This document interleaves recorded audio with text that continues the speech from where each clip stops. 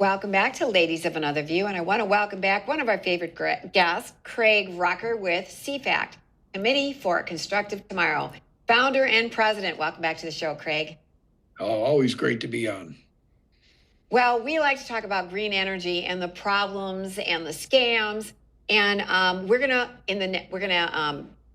talk about in the next segment. After the commercial break, we're going to talk about this documentary, Blown Away. It's just going to blow you away. It's free. I'm going to recommend everybody go watch it. We're going to talk about that. But first, before we get into that, I want to talk about $1 billion worth of green groups join state suit to kill Trump's No Wind EO. So it's only the National Wildlife Federation that is saying, wait a minute, what's this doing to the wildlife? And supposedly all these green groups, they care about the environment, they care about wildlife, but they don't really, do they? Well, it's a sad thing because we've been trying to stop offshore wind since they were really ramped up during the Biden years, especially when Biden put in his 30 by 30 policy. He wanted to put 30,000 megawatts of offshore wind off our East Coast by the year 2030. He also ramped up a lot of the permitting in the western states, like the Dakotas, but also in Wyoming and others. And it was hard to find any green groups that were opposed to it. To their credit, a number of them did stick to their guns. We do work even now with a number of the nature groups, but they're not the major ones. They're not the Greenpeaces. They're not the Environmental Defense Fund. They're not, the ones that you would think would be totally angry by this, because you got anywhere from 500,000 to 1 million birds being wiped out by this. You got golden eagles, bald eagles, whales washing up on the beach, and then things are getting really bad. No, it's really bad. And none of these groups in any way, shape, or form are going to bat for the wildlife. In fact, as you just mentioned, a number of them are teaming up with some of the blue state, district general attorney generals to go after the Trump administration for trying to stop them. Now, why is this? Under investigation, some of our activist friends from New Jersey, for example, found in their particular case, they're on the dole. A lot of these major renewable energy companies give very generously to those in the Democratic Party, particularly. And also to liberal green groups and the like. So follow the money probably explains why a lot of these groups are turning kind of a blind eye to what should be right in their, periscopes there is to try to stop, but they don't. Well, it's like the left is, a page from their playbook is infiltrate, infiltrate, infiltrate. That seems to be almost the theme from the last segments today on the show and today.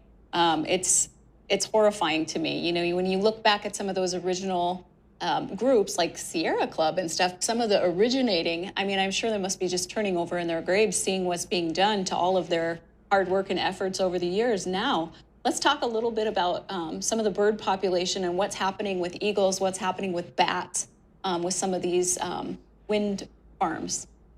Well, I think, and I don't know what segments you're going to show from Blown Away, but they are really problematic for birds. In fact, so bad that in fact, there's a lot of organizations very concerned about how many are killing golden eagles and bald eagles in particular. They are actually, in the case of Railtie, which is a wind project in Wyoming, putting these turbines right in the migratory path of a lot of these big birds, raptors, and it's just decimating the population. This is not unnoticed by those on the left. In fact, going back to the Obama years, they realized for a long time that wind turbines kill eagles, and they've actually made an exemption for them. Yeah.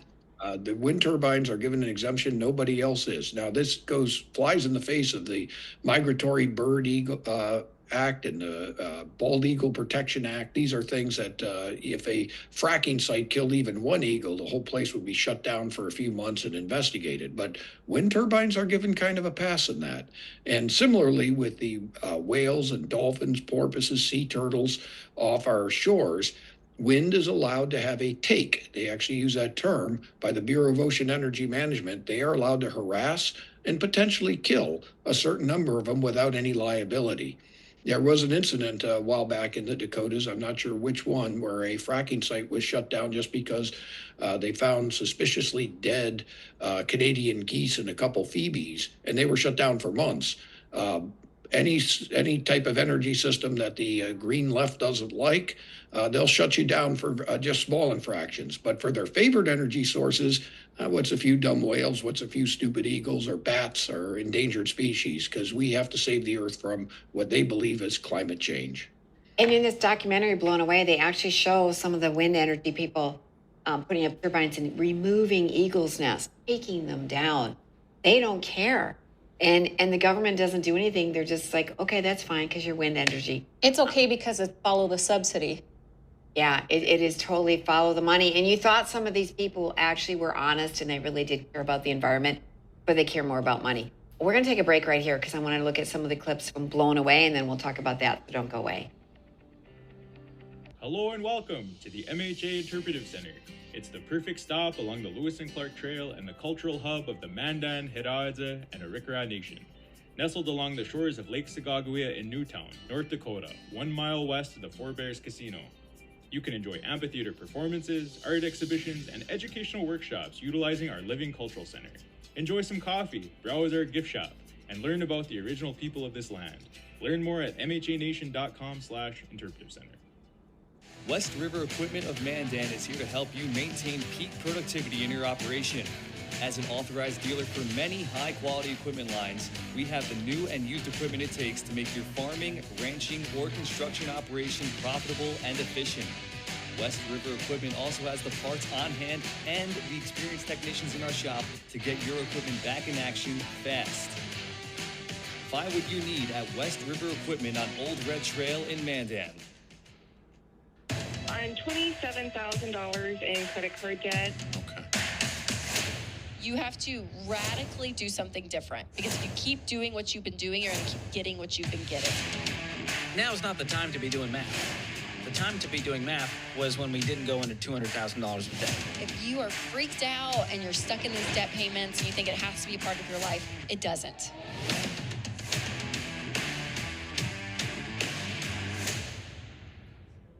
Hey y'all, it's Trent on the loose. I want to tell you, Lady Blue and I, we got a lot of miles together, but you know what? You and I got a lot of miles together as well. And all I want to do is bring to you the information on how we maintain a domestic supply of food and fuel for future generations. I'm going to continue to travel the world and unearth the stories that make it possible that we can live in a free United States of America. We're from North Dakota,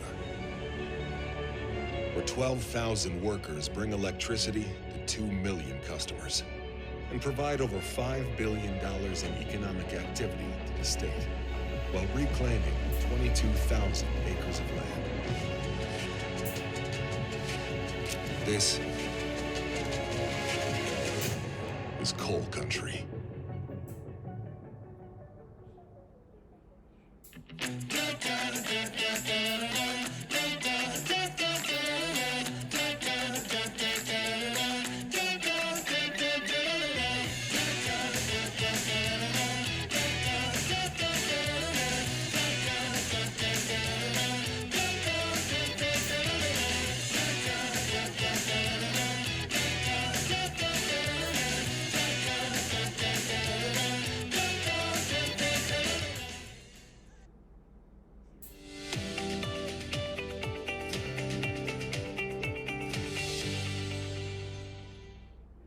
Welcome back to Ladies of Another View, and I want to welcome back our guest, Craig Rucker, who is the founder and president of CFACT, Committee for a Constructive Tomorrow. We've been talking about how the wind farms decimate wildlife, whether it's offshore, in the air, eagles, you name it. How could it not? Just take a look. The wildlife isn't going to try to maneuver around. It's not possible. So we're going to watch a clip that I took. It's 24 minutes. The entire documentary, and it's free. And I highly recommend everybody go take a look. It's called Blown Away, The People versus Wind Power. So I just took a few clips, then we'll talk about it after we watch it. Politicians in both parties have spent decades pushing wind energy as a way to produce power without fossil fuels. They spent tens of billions in tax dollars propping up wind projects that wouldn't work without federal subsidies. In the process, they've destroyed some of the most beautiful places in this country with ugly, noisy turbines. Look at this shit. They've degraded our power grid. They've triggered power outages and blackouts that have killed Americans. These are people that have had no electricity for 13 hours. They did all of this to enrich the most powerful people in the country, and they did it at the expense of the most vulnerable. There's a group of wealthy people with strong green sensitivities, but the second it comes to destroying their view in their cottage country and their fancy compounds, if you will, they will spend any amount of money necessary to protect what's valuable to them.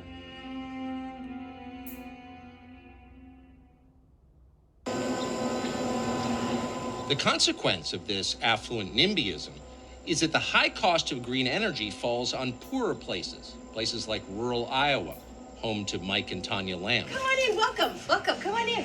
It is our dream home, but we have been inundated with wind turbines that now have really honestly destroyed our peaceful country living.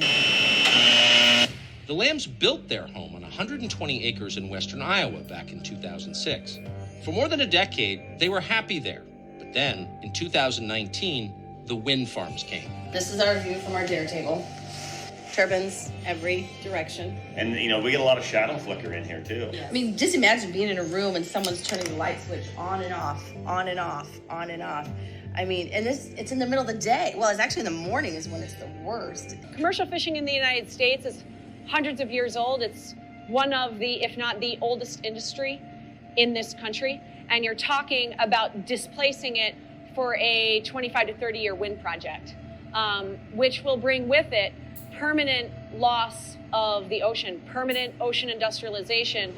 In 2019, the state of New York enacted its own Green New Deal. The legislation required the state of New York to derive 70% of its energy from so-called renewables by the year 2030. Skeptics say much of what the state is doing is not so much about developing green energy as it is about politics and boosting a few special businesses. With surgical precision, Democratic politicians in New York and the wind developers they represent foisted these projects onto politically disfavored areas, places that vote Republican, like the heavily Republican coast of Lake Ontario in western New York.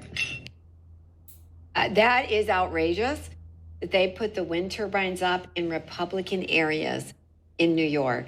Now that's being fought, and then Cuomo said they were successfully fighting it.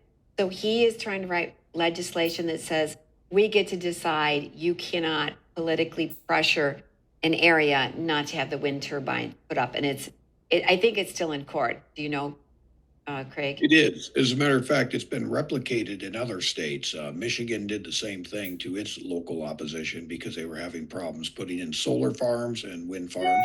New Jersey, the same thing. There were nearly 50 mayors that opposed to it, as well as their town councils that would not allow for some of the power lines to come in from the offshore wind sites and that was overridden also by Governor Murphy and the people in the State House. So it's a reoccurring trend to take the voting power away from the localities and give it to the the people that know better and can do it for the public good. We all have to pay prices. But what also that movie pointed out is that when these projects are placed near let's say Ted Kennedy and Martha Vineyard and his residence when he was alive, he took action to stop it. And they did the same off Long Island. There were areas that it was targeted for, and you will not see these projects go up in places that are ones that are popular with those on the other side of the political spectrum. Yeah, it's taking away power from regular citizens, regular folks who are supposed to be making the laws. So every time then that these energy companies are opposed in such a way, then they change the rules and they cheat. And they get people who are having their pockets lined, changing those rules and helping to enable that whole thing to be possible. Let's talk just a little bit about where some of the countries are from, some of these offshore wind farms. Where are some of those companies from? Well, you got companies like Ørsted. I believe they're from Norway, if I'm not mistaken. You got other ones that are Avangrid, Denmark. I might have those backwards. You have BP, which of course is from Great Britain.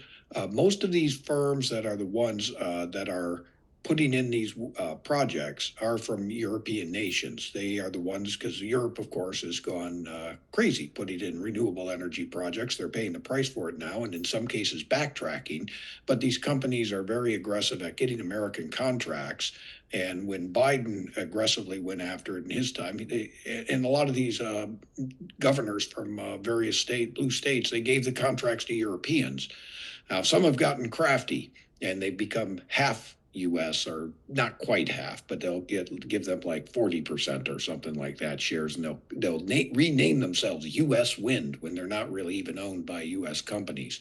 So the bottom line is that this is not necessarily empowering or getting a lot of American jobs. It's actually employing people with expertise. Even the ships that come and build these in the offshore wind projects come from other countries. So long term, this is not going to benefit us economically in the slightest. In fact, it'll hurt us because this is unreliable energy, certainly not going to power AI centers or cities or anything reliably. They say wind power at best is about 35% of the time. It actually gives you what they claim they'll give you. The other 65% of the time, you're going to need to have something from reliable energy, either a coal plant, a natural gas plant, a hydro plant, nuclear plant. Something will have to offset when the sun doesn't shine and the wind doesn't blow. So it's taxpayer subsidized. There's no reclamation for the most part. I know some of it is, but a lot of the harmful components, there's no recycling. The wind towers last about 25 years. It's going to, it's encroaching and ruining fishing industry. And whether they stay or whether they go, they're going to do a lot of damage that can't be replaced. And I feel like the legacy media, why is it they can't report on this? Are they paid off? You know, that if the Americans knew more about this. Now, local areas, they don't want it in their neighborhood. So the politicians or the ones that are on the side of the wind turbines and are being paid off are trying to legislate like, oh, no, you don't get to protest this. We're going to put it where we're going to put it. Too bad if you don't like it. But most Americans wouldn't like it. Even the ones pushing for it do not want it in their neighborhood. But you're out in the media all the time. You're trying to get the word out. What are you up against when you're trying to get other network reporting, trying to get it out to the public? What happens? Well, I'd say two things. One is you're going against a lot of money. A lot of these bigger utilities that have invested in this thing, they're under pressure to meet net zero goals to try to lower their carbon footprint. Why do they have to do that? Because of the public. They feel the public is clamoring for action on climate change. So it really stems from the fact that they've sold a good portion of the American public on what Greta Thunberg, Al Gore, AOC have been pumping, which is that we face a climate apocalypse. So if a few dumb whales have to die or eagles have to go, we're all going to die from climate change by, what was it? First it was 2000, then it was 2023, according to Greta Thunberg, and now it's 2030, according to AOC. Al Gore, I think, has given many dates for when the end is coming. None of these have verifiably come true, but they've sold the American public on that to some degree, and as a result of that, that's what's driving this. So, from our perspective, the climate apocalypse is not an apocalypse. So we would actually say that everything that AOC and Al Gore has been scared about is verifiably false, as evidenced by the fact they take private jets and have their homes built right near coastlines. There is no climate apocalypse. So hence the need for shoving these down the throats of locals in small grassroots towns and communities is just misguided. For sure. Well, we were curious. Do you know, Craig, how is Greta doing? Good question. I saw a funny one. I think it was a Babylon Bee that said that Hamas is willing to surrender to Israel if they can get rid of her coming over, stop her from coming in. But nevertheless, last I heard, she got back to Paris and did some sort of press conference, and the Israelis ushered her out. But she's gone away from the climate change issue. Now it's all Hamas and a lot of far left other things as well. She's I think she spoke to the International Socialists recently and has really moved on from the climate issue. Not that she may not reappear there, but we'll see. Interesting how those circles converge. Yeah. Yes. Yeah, they're all going to the same parties and speaking the same language. So Yeah, here's Greta after she was intercepted. And I saw a video where she said she referred to it as being kidnapped. But then I saw photos of her being given sandwiches and a plane trip home, hardly kidnapped. But she just is looking for the media attention, apparently. Yeah, and I kind of, in honesty, I think I kind of feel sorry for her. I mean, she has, some medical issues of sort and that. And I think, a young kid like her obviously doesn't even run her own Twitter account in some ways. She's being used as a vehicle to push the far left agenda. So, seeing her in some of the TED Talks before, she said she suffered with depression until, this climate thing kind of fueled her. So I think she's grasped onto it as a way to have purpose in life. Unfortunately, it's not a constructive purpose. So I Right. wish her best, but I feel bad that she's been manipulated this way by people who I think should know better. And that's really in large in part what's going on in our country in a bigger picture. Yeah, people are being manipulated. So down from Greta to everybody else who's just listening to what they're saying. But watch Blown Away, Tucker Carlson documentary. It's free and you will not be taken advantage of and fooled. So thank you, Craig, once again for all the work that you do and for coming on. Well, thank you for the work you do. And Thanks. it's always. Always, yes. And when we come back, we have a delightful story for the lighter side.